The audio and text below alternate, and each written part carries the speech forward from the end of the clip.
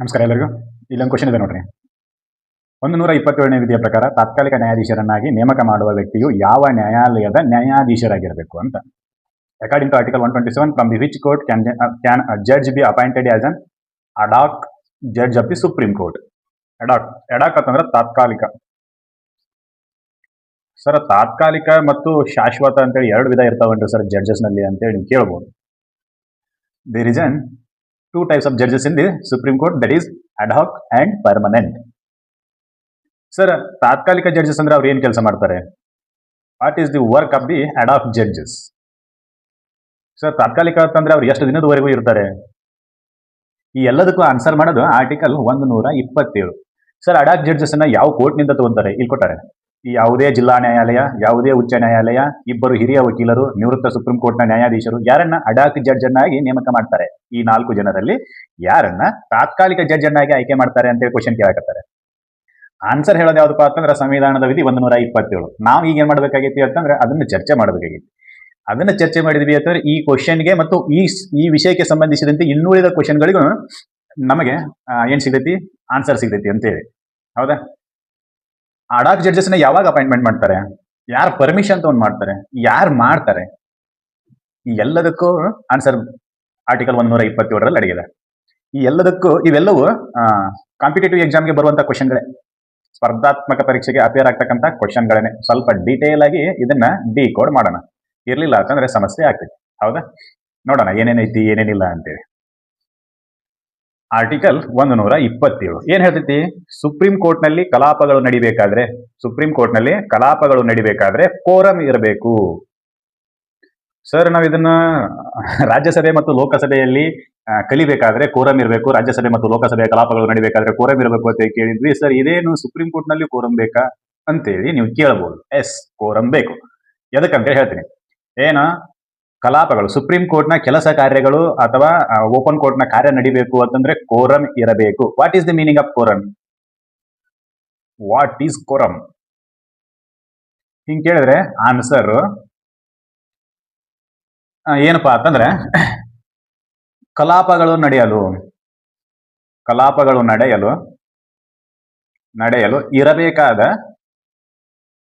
ಇರಬೇಕಾದ ಜಡ್ಜ್ಗಳ ಸಂಖ್ಯೆ.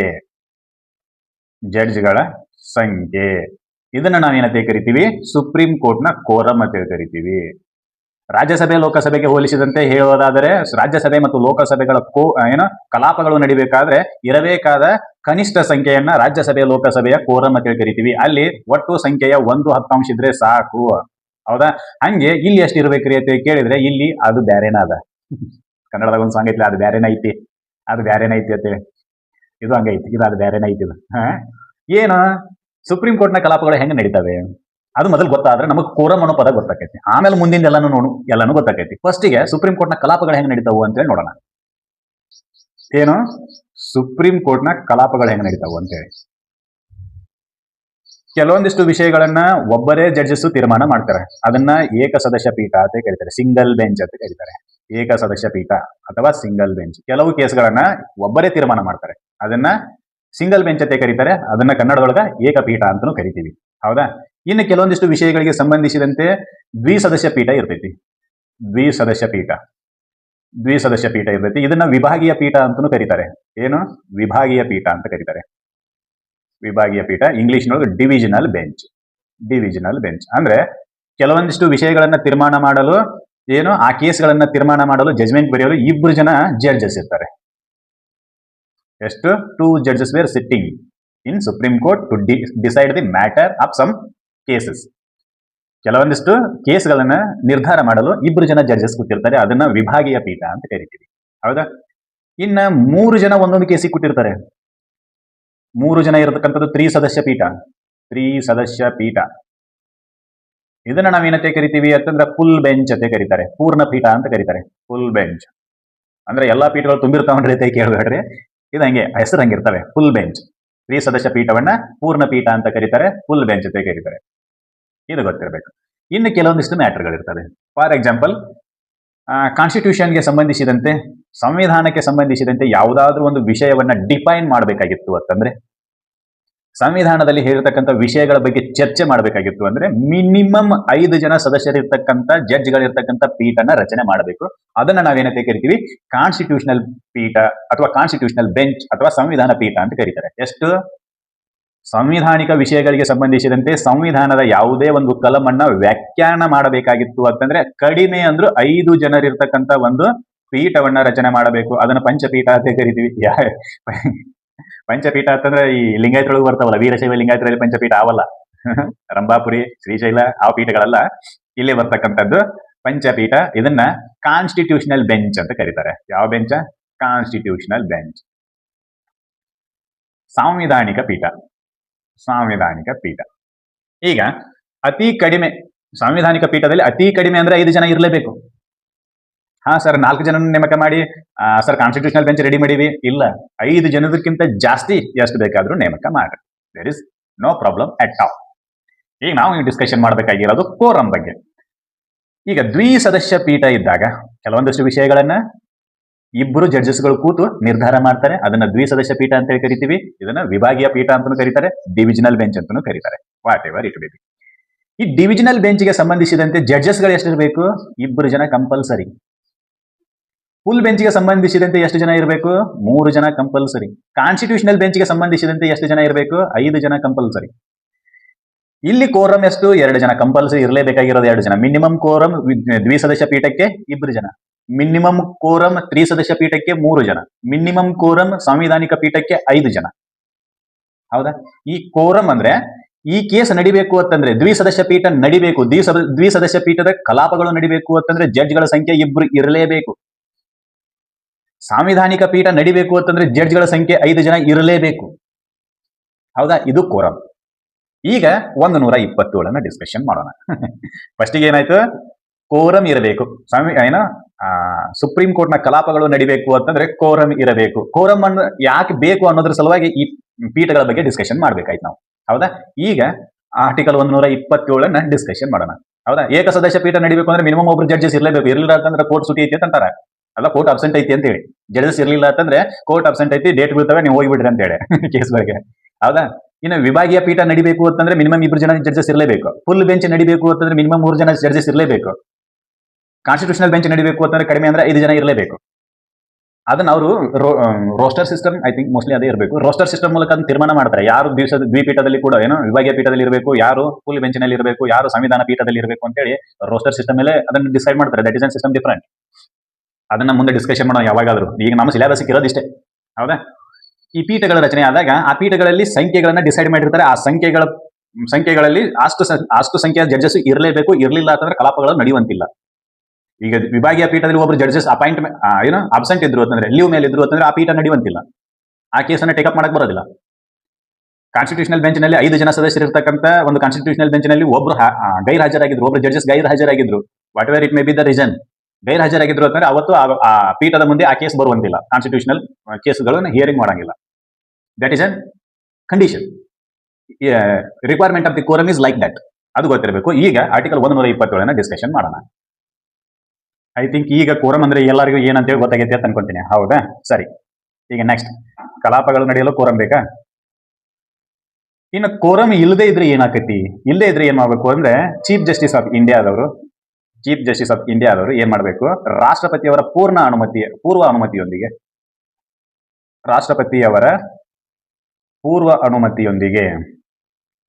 ಅನುಮತಿಯೊಂದಿಗೆ ಯಾವುದೇ ಹೈಕೋರ್ಟ್ನ ಈಗ 29 ರಾಜ್ಯಗಳದಾವು. ಅದ್ರಾಗ ಕೆಲವೊಂದಿಷ್ಟು ರಾಜ್ಯಗಳ ಹೈಕೋರ್ಟ್ನ ಮುಖ್ಯ ನ್ಯಾಯಾಧೀಶರ ಪರ್ಮಿಷನ್ ತಗೊಂಡತ್ತ ಏನಿಲ್ಲ. ಯಾವುದೇ ಹೈಕೋರ್ಟ್ನ, ಭಾರತದ ವ್ಯಾಪ್ತಿಯಲ್ಲಿರ್ತಕ್ಕಂಥ ಯಾವುದೇ ಹೈಕೋರ್ಟ್ನ ಮುಖ್ಯ ನ್ಯಾಯಮೂರ್ತಿಯೊಂದಿಗೆ ಚರ್ಚಿಸಿ ಆ ನ್ಯಾಯಾಲಯದ ಯಾವ ನ್ಯಾಯಮೂರ್ತಿಗಳೊಂದಿಗೆ ನೀವು ಚರ್ಚೆ ಮಾಡಕತ್ತಿರಲ್ಲ, ಆ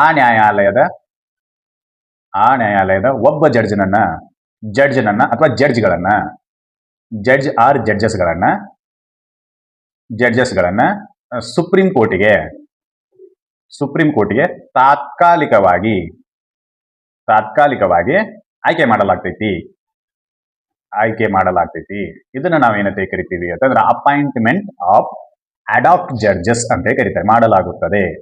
ಇದನ್ನ ನಾವು ಅಪಾಯಿಂಟ್ಮೆಂಟ್ ಆಫ್ ಅಡಾಕ್ ಜಡ್ಜಸ್ ಅಂತ ಕರೀತಾರೆ. ಏನು? ಸುಪ್ರೀಂ ಕೋರ್ಟ್ನಲ್ಲಿ ಕಲಾಪಗಳು ನಡೆಯಲು ಕೋರಂ ಅವಶ್ಯಕ. ಕೋರಂ ಇಲ್ಲದೆ ಇದ್ರೆ ಕಲಾಪಗಳು ನಡೆಯೋದಿಲ್ಲ. ವಾಟ್ ಈಸ್ ದಿ ಕೋರಂ ಅಂತಂದ್ರೆ ನಾವು ನೋಡಿವಿ ಆಗ್ಲೇ, ಮಿನಿಮಮ್ ಜಡ್ಜಸ್ಗಳು ಇರಲೇಬೇಕಾಗಿರ್ತಕ್ಕಂಥ ಸ್ಥಿತಿ. ಕೇಸ್ಗಳನ್ನ ನಡೆಸಲು ಮಿನಿಮಮ್ ಜಡ್ಜಸ್ಗಳು, ಕನಿಷ್ಠ ನ್ಯಾಯಮೂರ್ತಿಗಳು ಇರಬೇಕಾಗಿರ್ತಕ್ಕಂಥ ಸ್ಥಿತಿಯನ್ನ ನಾವೇನಂತ ಕರಿತೀವಿ ಅಂದ್ರೆ ಕೋರಂ ಅಂತ ಕರಿತೀವಿ ಅಂತ ನಾವು ನೋಡಿದ್ವಿ. ಈಗ ಕೋರಂ ಇಲ್ಲದೆ ಇದ್ರೆ ಏನ್ ಮಾಡ್ತಾರೆ? ಆವಾಗ ಕೇಸ್ಗಳಂತೂ ನಡೆಸಬೇಕಾಗಿರೋದು ಅನಿವಾರ್ಯ. ಕೋರಂ ಇಲ್ಲದೆ ಇದ್ದಾಗ ಏನ್ ಮಾಡ್ತಾರೋ ಅಂತಂದ್ರೆ ಮುಖ್ಯ ನ್ಯಾಯಮೂರ್ತಿಗಳು, ಭಾರತದ ಸುಪ್ರೀಂ ಕೋರ್ಟ್ನ ಮುಖ್ಯ ನ್ಯಾಯಮೂರ್ತಿಗಳು ರಾಷ್ಟ್ರಪತಿಯವರ ಪೂರ್ವ ಅನುಮತಿಯ ಮೇರೆಗೆ, ಅಂದ್ರೆ prior consent of the president, ರಾಷ್ಟ್ರಪತಿಗಳ ಅನುಮತಿ ಪಡೆಯುವುದು ಕಡ್ಡಾಯ. ಸಾಹೇಬರೇ, ನಮ್ಮಲ್ಲಿ ಕೋರಂ ಕಡಿಮೆ ಇದ್ದುದಕ್ಕಾಗಿ ನಾವೇನ್ ಮಾಡಕತ್ತೀವಿ ಅಂತಂದ್ರೆ ಇಂಥ ಹೈಕೋರ್ಟ್ನ ಜಡ್ಜ್ಗಳನ್ನ, ಭಾರತದ ಹೈಕೋರ್ಟ್ಗಳ ಜಡ್ಜ್ಗಳನ್ನ ಸುಪ್ರೀಂ ಕೋರ್ಟ್ಗೆ ಎರವಲು ಸೇವೆಗಾಗಿ ಪಡೆದುಕೊಳ್ಳೋರಿದ್ದೀವಿ, ಅದಕ್ಕೆ ನಿಮ್ಮ ಅನುಮತಿ ಬೇಕು ಅಂತೇಳಿ ಅನುಮತಿಯನ್ನ ಪಡಿಬೇಕು. ಅನುಮತಿ ಸಿಕ್ಕ ನಂತರ ಮತ್ತೆ ಅಲ್ಲಿಗೆ ಮುಗಿತನಂತೆ ಕೇಳಂಗಿಲ್ಲ. ಅನುಮತಿ ಸಿಕ್ಕ ನಂತರ ಫಾರ್ ಎಕ್ಸಾಂಪಲ್ ಕೊಲಿಜಿಯಂ ಕೂಡ್ತೈತಿ. ಸಿಕ್ಕ ನಂತರ ಸುಪ್ರೀಂ ಕೋರ್ಟ್ನ ನ್ಯಾಯಾಧೀಶನ ಮನಸ್ಸಿಗೆ ಬಂದ ನ್ಯಾಯಾಧೀಶನನ್ನು ತಂದು ಅಲ್ಲಿ ಕೂಡಿಸೋದಿಲ್ಲ. ಅಲ್ಲಿ ಕೊಲಿಜಿಯಂ ಅಂತ ಹೇಳಿ ಒಂದು ಸಿಸ್ಟಮ್ ಐತಿ. ಕೊಲಿಜಿಯಂ ಕೂಡ್ತೈತಿ, ಸಿಟ್ಟಿಂಗಿಗೆ ಬರ್ತೈತಿ. ಕೊಲಿಜಿಯಂನವ್ರು ಏನ್ ಡಿಸೈಡ್ ಮಾಡ್ತಾರೋ ಅಂದ್ರೆ ಕರ್ನಾಟಕದ ಇಂತಹ ನ್ಯಾಯಮೂರ್ತಿಯನ್ನ ಸುಪ್ರೀಂ ಕೋರ್ಟ್ನ ತಾತ್ಕಾಲಿಕ ನ್ಯಾಯಮೂರ್ತಿಯಾಗಿ ನೇಮಕ ಮಾಡಲು ನಾವೆಲ್ಲರೂ ಒಪ್ಪಿಗೆ ತೀರ್ಮಾನ ತಗೊಂಡಿವಿ ಅಂತ ಹೇಳಿ ಗಡಗ್ನ ತಂದು ಅವ್ನ ಲೆಟರ್ ಕಳಿಸಿ ನೀ ಬಂದು ಕೂಡಪ್ಪ ಸಿಟ್ಟಿಂಗ್ನಾಗ ತನಕ ಬರಂಗಿಲ್ಲ. ಅವಾಗ ಏನ್ ಮಾಡ್ಬೇಕು? ಹೈಕೋರ್ಟ್, ಯಾವ ಹೈಕೋರ್ಟ್, ಯಾವ ರಾಜ್ಯದ ಹೈಕೋರ್ಟ್ನ ಜಡ್ಜ್ ಅನ್ನ ನೀವು ತಾತ್ಕಾಲಿಕವಾಗಿ ಸುಪ್ರೀಂ ಕೋರ್ಟ್ಗೆ ಆಯ್ಕೆ ಮಾಡಕ್ ಬಯಸಿರೋ ಆ ಹೈಕೋರ್ಟ್ನ ಮುಖ್ಯ ನ್ಯಾಯಮೂರ್ತಿಗೆ ಲೆಟರ್ ಬರೀಬೇಕು ವಿತ್ ರೈಟಿಂಗ್. ಫೋನ್ ಮಾಡಿ ಹೇಳಿ, ಮೇಲ್ ಕಳಿಸಿನಿ ಇಲ್ಲ, ವಿತ್ ಲೆಟರ್ ಬರೀಬೇಕು. ಏನಂತೇಳಿ, ಸಾಹೇಬ್ರೆ ನಮ್ಮಲ್ಲಿ ಕೋರಂ ಕಡಿಮೆ ಇದೆ, ನಿಮ್ಮ ಕೋರ್ಟ್ನ ಈ ಜಡ್ಜ್ಗಳನ್ನ ತಾತ್ಕಾಲಿಕವಾಗಿ ಸುಪ್ರೀಂ ಕೋರ್ಟ್ಗೆ ಕಳಿಸಿ ಕೊಡಬೇಕು. ಯಾಕಂತಂದ್ರೆ ಸುಪ್ರೀಂ ಕೋರ್ಟ್ನ ಕೆಲಸ ಕಾರ್ಯಗಳು ಅತಿ ಅರ್ಜೆನ್ಸಿಯಲ್ಲಿ ಡಿಸೈಡ್ ಆಗಬೇಕಾಗಿರೋದ್ರಿಂದ ನೀವೇನ್ ಮಾಡ್ಬೇಕು, ಇಂತಹ ಜಡ್ಜ್ ಅನ್ನ ನಮಗೆ ಕಳಿಸಿಕೊಡ್ಬೇಕು ಅಂತೇಳಿ ಹೈಕೋರ್ಟ್ನ ಮುಖ್ಯ ನ್ಯಾಯಮೂರ್ತಿಗೆ ಕನ್ಸಲ್ಟ್ ಮಾಡಬೇಕು ವಿತ್ ರೈಟಿಂಗ್ ಅ ಲೆಟರ್. ಪತ್ರ ಮುಖೇನ, ಇಲ್ಲಿ ಭಾರಿ ಇಂಪಾರ್ಟೆಂಟ್ ವರ್ಡ್ಗಳಿದಾವೆ. ಫೋನ್ ಮಾಡಿ ಹೇಳಿ ಅವ್ರು ಬಂದು ಕೂತರು ಇಲ್ಲ, ಪತ್ರ ಮುಖೇನ ಎಲ್ಲದಕ್ಕೂ ಸಾಕ್ಷಿ ಬೇಕು, ರೈಟಿಂಗ್ ಆಗಿರ್ಬೇಕು. ಆವಾಗ ಪರ್ಮಿಷನ್ ಸಿಕ್ಕಾದ ನಂತರ ಆ ವ್ಯಕ್ತಿ ತಾತ್ಕಾಲಿಕವಾಗಿ ಸುಪ್ರೀಂ ಕೋರ್ಟ್ನ ಜಡ್ಜಸ್ ಆಗ್ತಾರೆ. ತಾತ್ಕಾಲಿಕವಾಗಿ ನೆನಪಲ್ಲಿರಲಿ ಸರ್. ಕೋರಂ ಅನ್ನ ಇಲ್ಲದೆ ಇದ್ದಾಗ ಸರಿ, ಅಡಾಕ್ ಜಡ್ಜಸ್ ಗಳನ್ನ ಎಷ್ಟು ದಿನದ ಮಟ್ಟಿಗೆ ಆಯ್ಕೆ ಮಾಡ್ತೀರಿ? What is the time duration to high court judges act as ad hoc judges of the supreme court? What is the time duration? Time duration ಎಲ್ಲಿವರೆಗೂ ಅಂತಂದ್ರೆ, ಒಂದು ನಿಮಿಷ ಹೇಳೋಣ. ಟೈಮ್ ಡ್ಯೂರೇಷನ್ ಸುಪ್ರೀಂ ಕೋರ್ಟ್ನ ಪರ್ಮನೆಂಟ್ ಜಡ್ಜ್ ಬರೋವರೆಗೂ.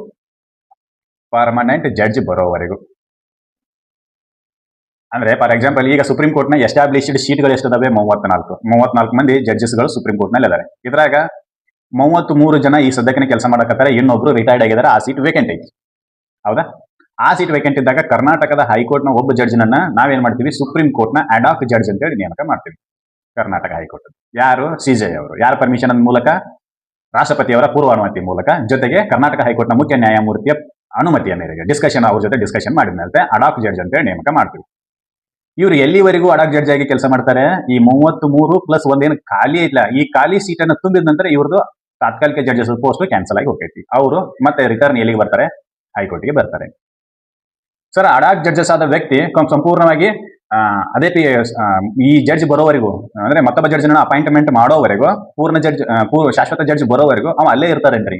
ಸುಪ್ರೀಂ ಕೋರ್ಟ್ ನಲ್ಲಿ ಕೆಲಸ ಮಾಡ್ತಾರೇನ್ರಿ ಅಂತಂದ್ರೆ ಇಲ್ಲ.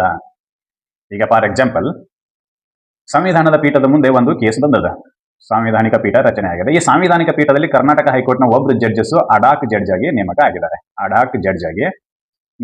ಅಂತ ಅನ್ಕೊಳ್ಳೋಣ. ಈ ಸುಪ್ರೀಂ ಕೋರ್ಟ್ನ ಮುಂದೆ ಈ ಸಾಂವಿಧಾನಿಕ ಪೀಠ ಯಾವಾಗ ಡೇಟ್ ಕೊಟ್ಟಿರ್ತಾರಲ್ಲ, ಅವಾಗ ಅಷ್ಟೇ ಇವ್ರು ಅಲ್ಲಿ ಹೋಗಿ ಕೂಡ್ಬೇಕು, ಆ ಸಿಟ್ಟಿಂಗ್ನಾಗ ಇರ್ಬೇಕಷ್ಟೇ. ಈಗ ಫಾರ್ ಎಕ್ಸಾಂಪಲ್, ಸಂವಿಧಾನಕ್ಕೆ ಪೀಠದ ಮುಂದೆ ಒಂದು ಕೇಸ್ ಐತಿ, ಯಾವುದು ತ್ರಿಬಲ್ ತಲಾಕ್ ಅಂತ ಅನ್ಕೊಳ್ಳೋಣ. ಈಗ ಸದ್ಯಕ್ಕೆ ಹಾಟ್ ನ್ಯೂಸ್ ಅವಲ್ಲ, ತ್ರಿಬಲ್ ತಲಾಕು ಸಾಂವಿಧಾನಿಕ ಪೀಠದ ಮುಂದೆ ಐತಿ. ಈ ಸಾಂವಿಧಾನಿಕ ಪೀಠ ಇವತ್ತು ಕಾನ್ಸ್ಟಿಟ್ಯೂಟ್ ಆಗೈತಿ, ಅಂದ್ರೆ ಇವತ್ತು ಸಿಟ್ಟಿಂಗ್ನಾಗ ಐತಿ. ಇವತ್ತು ತ್ರಿಬಲ್ ತಲಾಕ್ ಕೇಸು ಈ ಕಾನ್ಸ್ಟಿಟ್ಯೂಷನಲ್ ಬೆಂಚ್ ಮುಂದೆ ಐತಿ, ತ್ರಿಬಲ್ ತಲಾಕ್ ಕೇಸ್. ಅವಾಗಷ್ಟೇ ಈ ಅಡಾಕ್ ಜಡ್ಜ್ ಅಲ್ಲಿ ಇರಬೇಕು, ಎಲ್ಲಿ? ಆ ಪೀಠದಲ್ಲಿ ಇರಬೇಕು. ಇದು ಮತ್ತೆ ಯಾವಾಗ ಡೇಟ್ ಕೊಡ್ತಾರಲ್ಲ ಅವಾಗ ಮತ್ತೆ ಆ ಪೀಠದಲ್ಲಿ ಇರಬೇಕು, ಕಂಟಿನ್ಯೂಸ್ ಆಗಿ ಅಲ್ಲೇ ಕೆಲಸ ಮಾಡುವಂತಿಲ್ಲ. ನಾ ಹೇಳಿದ ಅರ್ಥ ಆಗೈತಿ? ಒಂದು ಸಲ ತಾತ್ಕಾಲಿಕವಾಗಿ ಆಯ್ಕೆ ಆದ ತಕ್ಷಣ ಅಲ್ಲೇ ಪರ್ಮನೆಂಟ್ ಕೆಲಸ ಮಾಡ್ತಾನೆ ಅಂತ ಕೇಳಿದ್ರೆ ಇಲ್ಲ. ಏನು? ಯಾವಾಗ ಅವ್ರ ಅಟೆಂಡೆನ್ಸ್ ಕೊಳೆಮ ಇರ್ತೈತಲ್ಲ, ಯಾವಾಗ ಅವ್ರ ಅಟೆಂಡೆನ್ಸ್ ಕೋರಂ ಅವಶ್ಯಕತೆ ಇರ್ತೈತಲ್ಲ ಅವಾಗಷ್ಟೇ ಸುಪ್ರೀಂ ಕೋರ್ಟಿಗೆ ಹೋಗಿ ಕೆಲಸ ಮಾಡ್ಬೇಕು ಅವರು, ಇಲ್ಲಾಂದ್ರೆ ಇಲ್ಲ. ಹಾ ಸರ್, ಅವಾಗ ಮತ್ತೆ ಇವ್ರು ಇಲ್ಲಿ ಹೋಗಿ ಕೆಲಸ ಮಾಡೋದಾಗ ಇಲ್ಲಿ ಹೈಕೋರ್ಟ್ನ ಕೆಲಸವನ್ನು ಯಾರು ಮಾಡ್ತಾರೋ? ಹೌದು, ಯಾಕಂತಂದ್ರೆ ಕರ್ನಾಟಕ ಹೈಕೋರ್ಟ್ನಲ್ಲಿ ಪ್ರತಿದಿನ ಅವ್ರ ಮುಂದೆ ಕೇಸ್ಗಳು ಬರ್ತಿರ್ತವೆ. ಮತ್ತೆ ಇವರು ಅಲ್ಲಿ ತ್ರಿಬಲ್ ತಲಾಕ್ ಕೇಸಿಗೂ ಇವರು ಹೋಗಿ ಸಿಟ್ಟಿಂಗ್ನಾಗ ಕೂಡಬೇಕಾಗಿರ್ತೈತಿ. ಹೌದಾ? ಅವಾಗ ಹೈಕೋರ್ಟ್ನಾಗ ಕೆಲಸ ಯಾರು ಮಾಡ್ತಾರ್ರಿ ಅಂತ ಕೇಳಿದ್ರೆ ಅವತ್ತೊಂದಿನ ಅಬ್ಸೆಂಟ್ ಇರ್ತೈತಿ. ಯಾವಾಗ ಸುಪ್ರೀಂ ಕೋರ್ಟ್ಗೆ ಅವರ ಅಟೆಂಡೆನ್ಸ್ ನೆಸೆಸರಿ ಇರ್ತೈತೋ ಅವಾಗ ಇವರು ಸುಪ್ರೀಂ ಕೋರ್ಟ್ನಲ್ಲಿ ಪ್ರೆಸೆಂಟ್ ಇರಲೇಬೇಕು. ಆರ್ಟಿಕಲ್ 127 ಉಪಬಂಧ 2 ಹೇಳ್ತೈತಿ. ಯಾಕಂತಂದ್ರೆ ಕೋರಮ್ ಇಲ್ಲದೆ ಸುಪ್ರೀಂ ಕೋರ್ಟ್ ಕೆಲಸ ಮಾಡೋದಿಲ್ಲ ಅನ್ನೋ ಒಂದು ಕಾರಣಕ್ಕೆ ಕೋರಮ್ ಅನ್ನ ಅಟೆಂಡೆನ್ಸ್ ಅನ್ನ ಕಂಪ್ಲೀಟ್ ಮಾಡುವ ಸಲುವಾಗಿ ಇವರು ಯಾವ ಬೆಂಚಿನ ಸದಸ್ಯರಾಗಿರ್ತಾರೋ, ಯಾವ ಬೆಂಚ್ಗೆ ಇವರ ಅವಶ್ಯಕತೆ ಇರ್ತೈತೋ ಆ ಬೆಂಚಿನ ಕಲಾಪಗಳು ನಡೆಯುವ ಸಮಯದಲ್ಲಿ ಇವರು ಅಲ್ಲಿ ಸಿಟ್ಟಿಂಗ್ ನಲ್ಲಿ ಇರಲೇಬೇಕು. This is an condition. ಇದು ನಮಗೆ ಗೊತ್ತಿರಬೇಕು. ಅಂದ್ರೆ ಸರ್ ನಾನು ಹೈಕೋರ್ಟ್ ಜಡ್ಜ್ ಅದೀನಿ, ನನಗೆ ಇವತ್ತು ನಾನು ಕೆಲಸ ಮುಗಿಸಿ ಆಮೇಲೆ ನಾನು ನಿನ್ನ ಕೆಲಸಕ್ಕೆ ಬರ್ತೀನಿ ಅನ್ನಂಗಿಲ್ಲ. You can not say that. Supreme court ಅವರು ಹೇಳ್ತಾರೆ, ಬರೀ ಸಾಹೇಬ್ರೆ ಬಂದು ಕೂಡು ಬರ್ರಿ, ಆಮೇಲೆ ನಿಮ್ ಕೆಲಸ ಮುಂದೆ ಮಾಡಕ್ರಿ ಅಂತ ಹೇಳಿ.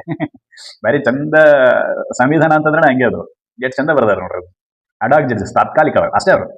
ಆಮೇಲೆ ಅವರಿಗೆ ಯಾವಾಗ ಅವರು ಸುಪ್ರೀಂ ಕೋರ್ಟ್ ನ ಜಡ್ಜ್ ಆಗಿ ಕೆಲಸ ಮಾಡ್ತಿರ್ತಾರೋ, ಸುಪ್ರೀಂ ಕೋರ್ಟ್ ನ ಜಡ್ಜ್ ಆಗಿ ಕೆಲಸ ಮಾಡ್ತಾರೋ ಅವಾಗ ಅವರಿಗೆ ಸುಪ್ರೀಂ ಕೋರ್ಟ್ ನ ನ್ಯಾಯಮೂರ್ತಿಗಳಿಗಿರ್ತಕ್ಕಂಥ ಎಲ್ಲ ಅಧಿಕಾರಗಳು ಅವರಿಗಿರ್ತವೆ. ಅಂದ್ರೆ ಒಂದು ವಿಷಯ ಸ್ಪಷ್ಟ ಆಗ್ತೈತಿ. ಈಗ ಸುಪ್ರೀಂ ಕೋರ್ಟ್ ನಲ್ಲಿ ಎಲ್ಲಾ ಜಡ್ಜಸ್ಗಳು ಪರ್ಮನೆಂಟ್ ಜಡ್ಜಸ್ಗಳು ಇದ್ರು ಅಂತಂದ್ರೆ there is no question of ad hoc judges. ಆವಾಗ ಅಡಾಕ್ ಜಡ್ಜ್ ಅನ್ನ ಅಪಾಯಿಂಟ್ಮೆಂಟ್ ಮಾಡುವ ಅವಶ್ಯಕತೆ ಬರೋದೇ ಇಲ್ಲ. There is no question of the ad hoc judges when all seats are filled with permanently. ಶಾಶ್ವತವಾಗಿ ಅವ್ರನ್ನ ತುಂಬಿದ್ರು ಅಂತಂದ್ರೆ ಅವಾಗ ಅಡಾಕ್ ಜಡ್ಜಸ್ಗಳ ಕ್ವಶನ್ ಬರೋದೇ ಇಲ್ಲ. ಇನ್ನು ಅಡಾಕ್ ಜಡ್ಜಸ್ಗಳ ಕ್ವಶನ್ ಬಂದಾಗ ಯಾವ್ದಾದ್ರು ಒಂದು ಸೀಟ್ ವೇಕೆಂಟ್ ಇರಬೇಕು, ಪರ್ಮನೆಂಟ್ ಸೀಟ್ ವೇಕೆಂಟ್ ಇರಬೇಕು. ಹೌದಾ? ವೇಕೆಂಟ್ ಇದ್ದಾಗ ಅಡಾಕ್ ಜಡ್ಜಸ್ ಬರ್ತಾರೆ. ಈ ಅಡಾಕ್ ಜಡ್ಜಸ್ ನ ಅಪಾಯಿಂಟ್ಮೆಂಟ್ ಮಾಡುವಾಗ ರಾಷ್ಟ್ರಪತಿಯವರ ಪೂರ್ವ ಅನುಮತಿ ಬೇಕು. ಆಮೇಲೆ ಯಾವ ಹೈಕೋರ್ಟ್ ನಿಂದ ನೀವು ಆ ಜಡ್ಜ್ ಅನ್ನ ಅಡಾಕ್ ಜಡ್ಜ್ ಅಂತ ಅಪಾಯಿಂಟ್ಮೆಂಟ್ ಮಾಡ್ಕೊಂತಿದ್ರೋ ಆ ಹೈಕೋರ್ಟ್ ನ ಮುಖ್ಯ ನ್ಯಾಯಮೂರ್ತಿಯ ಜೊತೆಗೆ ನೀವು ವ್ಯವಹಾರ ನಡೆಸಬೇಕು. ವ್ಯವಹಾರ ಪತ್ರ ಮುಖೇನ ಆಗಿರಬೇಕು. ಜೊತೆಗೆ ಯಾವಾಗ ಕೋರಂನ ಅವಶ್ಯಕತೆ ಬೀಳ್ತೈತೋ ಆವಾಗ ಯಾವ ಜಡ್ಜ್ ಅಡಾಕ್ ಜಡ್ಜ್ ಆಗಿ ಅಪಾಯಿಂಟ್ಮೆಂಟ್ ಆಗಿರ್ತಾರೋ, ನೇಮಕ ಆಗಿರ್ತಾರೋ ಅವರು ತಮ್ಮ ಕೆಲಸ ಕಾರ್ಯಗಳನ್ನ ಬಿಟ್ಟು, ತಮ್ಮ ಹೈಕೋರ್ಟ್ ಆಫೀಸ್ನ ಕೆಲಸ ಕಾರ್ಯಗಳನ್ನ ಬಿಟ್ಟು ಅಲ್ಲಿ ಪ್ರಯಾರಿಟಿ ಬೇಸ್ ಮೇಲೆ ಸುಪ್ರೀಂ ಕೋರ್ಟ್ ನಲ್ಲಿ ಇರಬೇಕಾಗಿರೋದು ಅವಶ್ಯಕ. ಇದು ಆರ್ಟಿಕಲ್ 127 ಬಗ್ಗೆ ಡೀಟೇಲ್ ಆಗಿ ನಿಮಗೆ ತಿಳಿಸಿಕೊಟ್ಟಿರೋದು. ಇಷ್ಟು ನಮಗೆ ಗೊತ್ತಿರಬೇಕು. ಇಷ್ಟು ಗೊತ್ತಿತ್ತು ಅಂತಂದ್ರೆ ಆರ್ಟಿಕಲ್ 127 ಯಾವುದೇ ಸಮಸ್ಯೆ ಇಲ್ಲ. ಹೌದಾ? ನಮಗೆ ಗೊತ್ತಿರ್ಬೇಕಷ್ಟೇ. ಆರ್ಟಿಕಲ್ 127 ಕೋರಂ ಬಗ್ಗೆ ಹೇಳ್ತೈತಿ, ರಾಷ್ಟ್ರಪತಿಯ ಪೂರ್ವ ಅನುಮತಿ ಬಗ್ಗೆ ಹೇಳ್ತೈತಿ, ಆಮೇಲೆ ಚೀಫ್ ಜಸ್ಟಿಸ್ ಅವರ ಅಧಿಕಾರದ ಬಗ್ಗೆ ಹೇಳ್ತೈತಿ. ಯಾರು ನೇಮಕ ಮಾಡ್ತಾರೆ ಅಡಾಕ್ ಜಡ್ಜಸ್ ಅಂತ ಕೇಳಿದ್ರೆ ಪಟ್ನ ನಾವು ಏನ್ ಮಾಡ್ತೀವಿ ಅಂದ್ರೆ ರಾಷ್ಟ್ರಪತಿ ನೇಮಕ ಮಾಡ್ತಾರೆ ಅಂತ ಹೇಳಿ ಬರೆದು ಬಿಡ್ತೀವಿ. ಅಲ್ಲ, ಅಡಾಕ್ ಜಡ್ಜಸ್ ಅನ್ನ ರಾಷ್ಟ್ರಪತಿಯವರ ಪೂರ್ವ ಅನುಮತಿಯ ಮೇರೆಗೆ ಸುಪ್ರೀಂ ಕೋರ್ಟ್ ನ ಮುಖ್ಯ ನ್ಯಾಯಾಧೀಶರು ನೇಮಕ ಮಾಡ್ತಾರೆ ವಿತ್ ಕನ್ಸಲ್ಟೇಷನ್ ವಿತ್ ಕೊಲಿಜಿಯಂ. ಒಬ್ಬರೇ ನೇಮಕ ಮಾಡ್ತಾರೆ ಅಂತ ಕೇಳಿದ್ರೆ ಇಲ್ಲ, ಕೊಲಿಜಿಯಂ ನ ಸಪೋರ್ಟ್ ನ ಆಧಾರದ ಮೇಲೆ. Collegium is required to appoint a ad hoc judge as a Supreme Court ad hoc judge ನೇಮಕ ಮಾಡುವ ಸಲುವಾಗಿ ಕೊಲಿಜಿಯಂನ ಸಲಹೆ ಮತ್ತು ಸೂಚನೆಗಳು ಬೇಕೇ ಬೇಕು. ಇದು ನಮಗೆ ಗೊತ್ತಿರಬೇಕು. ಕೊಲಿಜಿಯಂ ಡಿಸೈಡ್ ಮಾಡಿದ ತಕ್ಷಣ ಆ ವ್ಯಕ್ತಿ ಬಂದು ಸುಪ್ರೀಂ ಕೋರ್ಟ್ ನಲ್ಲಿ ಕೂಡ್ತಾರೆ ಅಂತ ಕೇಳಿದ್ರೆ ಇಲ್ಲ. ಯಾವಾಗ ಕೊಡ್ತಾರೆ? ಸುಪ್ರೀಂ ಕೋರ್ಟ್ ನ ಮುಖ್ಯ ನ್ಯಾಯಮೂರ್ತಿಗಳು ಆ ಹೈಕೋರ್ಟ್ ನ ಮುಖ್ಯ ನ್ಯಾಯಮೂರ್ತಿಗಳ ಜೊತೆಗೆ ಪತ್ರ ವ್ಯವಹಾರ ಮಾಡಿದಾಗ ಆವಾಗ ಅವರು ಬಂದು ಕೂಡ್ತಾರೆ. ಸರ್, ತನ್ನ ಹೈಕೋರ್ಟ್ ನ ಕೆಲಸಗಳಿದ್ದಾಗ ಸುಪ್ರೀಂ ಕೋರ್ಟ್ ನ ಬೆಂಚಿನಲ್ಲಿ ಕೂಡಬಹುದನ್ನ ಎಲ್ಲ ಕೆಲಸಗಳು ಹೈಕೋರ್ಟ್ ನ ಕೆಲಸ ಕಾರ್ಯಗಳನ್ನ ಬಿಟ್ಟು ಈ ಅಡಾಕ್ ಜಡ್ಜ್ ಹೋಗಿ ಸುಪ್ರೀಂ ಕೋರ್ಟ್ ನ ಕೂಡಬೇಕನ್ನ ಅಂತ ಕೇಳಿದ್ರೆ yes, 100%. Because of what constitution is said that whenever the attendance of the ad hoc judge is required, then on the priority basis he shall be present before the Supreme Court as a ad hoc judge if the attendance of the ad hoc judge is required. ಯಾವಾಗ ಈ ad hoc judge attendance ಅವಶ್ಯಕತೆ ಇರ್ತೈತೋ, ಕೋರನ್ಗಾಗಿ ಅವಶ್ಯಕತೆ ಇರ್ತೈತೋ ಆವಾಗ ಇವರು ಅಲ್ಲಿ ಹೋಗ್ಲೇಬೇಕು. ಇವರ high court ನ ಕೆಲಸ ಕಾರ್ಯಗಳನ್ನ ಬದಿಗಿಟ್ಟು. ಇದು ನಮಗೆ ಗೊತ್ತಿರಬೇಕು. ಇಷ್ಟು ವಿಷಯ. ಇದು ಆರ್ಟಿಕಲ್ 127 ಬಗ್ಗೆ. ಇನ್ನ ಆ ಕ್ವಶನ್ ಅನ್ನ ಡಿಸ್ಕಷನ್ ಮಾಡೋಣ. ಫಸ್ಟ್ ಈಗ ಏನ್ ನೋಡಿದ್ವಲ್ಲ ಆ ಕ್ವಶನ್ ಅನ್ನ ಡಿಸ್ಕಷನ್ ಮಾಡೋಣ. ಏನ್ ಹೇಳ್ತೈತಿ ಅಂತ ಹೇಳಿ. ಏನ್ ಹೇಳಕತ್ತೈತಿ? 127ನೇ ವಿಧಿಯ ಪ್ರಕಾರ ತಾತ್ಕಾಲಿಕ ನ್ಯಾಯಾಧೀಶರಾಗಿ ನೇಮಕ ಮಾಡಿಕೊಳ್ಳುವ ವ್ಯಕ್ತಿಯು ಯಾವ ನ್ಯಾಯಾಲಯದ ನ್ಯಾಯಾಧೀಶರಾಗಿರಬೇಕು? ಯಾವ ನ್ಯಾಯಾಲಯದ? ಜಿಲ್ಲಾ ನ್ಯಾಯಾಲಯದಂತೆ ಕೇಳಿದ್ರೆ ಇಲ್ಲ. ಇಬ್ಬರು ಹಿರಿಯ ವಕೀಲರು ಅಂತ ಕೇಳಿದ್ರೆ ಇಲ್ಲ. ಸುಪ್ರೀಂ ಕೋರ್ಟ್ ನ ನಿವೃತ್ತ ನ್ಯಾಯಾಧೀಶರಂತೆ ಕೇಳಿದ್ರೆ ಇವರು ಅಲ್ಲ. ಅಡಾಕ್ ಜಡ್ಜ್ ಆಗೋದಿಲ್ಲ ಇವರು. ಇವ್ರದೊಂದು ಬೇರೆ ಐತಿ. ಆರ್ಟಿಕಲ್ 128 ಡಿಸ್ಕಷನ್ ಮಾಡಿದ್ರೆ ಅದ್ರ ಬಗ್ಗೆ ನೋಡೋಣ, ಹೇಳ್ತೈತಿ ಮುಂದಿನ ವಿಡಿಯೋದಲ್ಲಿ. ಅದನ್ನ ಹೇಳೋದೈತಿ. ಹೌದಾ? ಇನ್ನು ಉಳಿದಿರೋದು ಯಾವುದು? ಯಾವುದೇ ಉಚ್ಚ ನ್ಯಾಯಾಲಯ. This is an correct answer for this question. ಈ ಕ್ವಶನ್ಗಳಿಗಾಗಿ ಆನ್ಸರ್ ಬಿ ಅನ್ನೋದು ಉತ್ತರ ಸರಿಯಾಗಿರ್ತೈತಿ. ಏನು? ಯಾವಾಗ ತಾತ್ಕಾಲಿಕ ನ್ಯಾಯಾಧೀಶರನ್ನ ನೇಮಕ ಮಾಡ್ತೀವೋ ಆ ತಾತ್ಕಾಲಿಕ ನ್ಯಾಯಾಧೀಶರು ಸುಪ್ರೀಂ ಕೋರ್ಟ್ ನ ನ್ಯಾಯಾಧೀಶರಾಗುವ ಅರ್ಹತೆಯನ್ನು ಹೊಂದಿರಬೇಕಾ? ಸುಪ್ರೀಂ ಕೋರ್ಟ್ ನ ನ್ಯಾಯಾಧೀಶರಾಗುವ ಅರ್ಹತೆಯನ್ನು ಹೊಂದಿರಬೇಕು. ಜೊತೆಗೆ ಅವರು ಉಚ್ಚ ನ್ಯಾಯಾಲಯದ ನ್ಯಾಯಾಧೀಶರಾಗಿರಬೇಕು. ಇಷ್ಟು ಕ್ವಶನ್ಗಳ ಬಗ್ಗೆ ಇದಿಷ್ಟು ಮಾಹಿತಿ ನಮಗೆ ಗೊತ್ತಿರಬೇಕು. ಯಾವಾಗ ಮತ್ತೆ ತಾತ್ಕಾಲಿಕ ಜಡ್ಜಸ್ ನ ಸುಪ್ರೀಂ ಕೋರ್ಟ್ ನ ನ್ಯಾಯಾಧೀಶನಾಗುವ ಅರ್ಹತೆ ಇರುವ ವ್ಯಕ್ತಿಯನ್ನೇ ಆಯ್ಕೆ ಮಾಡಬೇಕು. ಇರ್ಲಿಲ್ಲ ಅಂತಾನೆ ಮಾಡಕ್ ಬರೋದಿಲ್ಲ. ಅದು ನಮಗೆ ಗೊತ್ತಿರಬೇಕು. ಜಿಲ್ಲಾ ನ್ಯಾಯಾಲಯದ ವ್ಯಕ್ತಿಯನ್ನು ತಂದು ಸುಪ್ರೀಂ ಕೋರ್ಟ್ ನ ಜಡ್ಜ್ ಮಾಡ್ತೀನಿ ಅಂತಂದ್ರೆ ಇಲ್ಲ, ಯು ಕ್ಯಾನಾಟ್ ಡೂ ದಟ್. ಸಂವಿಧಾನ ನಿನಗೆ ರಿಸ್ಟ್ರಿಕ್ಷನ್ ಆಗ್ತೈತಿ. ಏನಂತೇಳಿ, ನೀನು ಭಾರತದ ವ್ಯಾಪ್ತಿಯಲ್ಲಿರ್ತಕ್ಕಂಥ ಹೈಕೋರ್ಟ್ಗಳಲ್ಲೇನೆ ಅಡಾಕ್ ಜಡ್ಜನ್ನು ಹುಡುಕಬೇಕೇ ಹೊರತಾಗಿ ಜಿಲ್ಲಾ ನ್ಯಾಯಾಲಯದ ನ್ಯಾಯಾಧೀಶರನ್ನು ಹುಡುಕುವಂತಿಲ್ಲ. ಇದು ನಮಗೆ ಗೊತ್ತಿರಬೇಕು. ಹೌದಾ? ಇನ್ನು ನೆಕ್ಸ್ಟ್ ಕ್ವಶನ್ ನೋಡೋಣ. ಸುಪ್ರೀಂ ಕೋರ್ಟ್ನಲ್ಲಿ ಅಡಾಕ್ ನ್ಯಾಯಾಧೀಶರನ್ನು ನೇಮಕ ಮಾಡಲು ಯಾರ ಪೂರ್ವ ಅನುಮತಿ ಕಡ್ಡಾಯವಾಗಿದೆ? Whose prior consent is mandatory to appoint ad hoc judges to the supreme court? ನಾವು ಹೇಳಿದ್ವಿ, ರಾಷ್ಟ್ರಪತಿಯವರ ಪೂರ್ವ ಅನುಮತಿ ಬೇಕು. ಸಂವಿಧಾನದೊಳಗೆ ಬರೆದಿದ್ದಾರೆ ಆರ್ಟಿಕಲ್ 127ರಲ್ಲಿ ರಾಷ್ಟ್ರಪತಿಗಳ ಪೂರ್ವ ಅನುಮತಿ ಬೇಕು. ಪ್ರಧಾನಮಂತ್ರಿ ಸಂಬಂಧ ಬರೋದಿಲ್ಲ. ರಾಜ್ಯಪಾಲ ರಾಜ್ಯಕ್ಕೆ ಸಂಬಂಧ.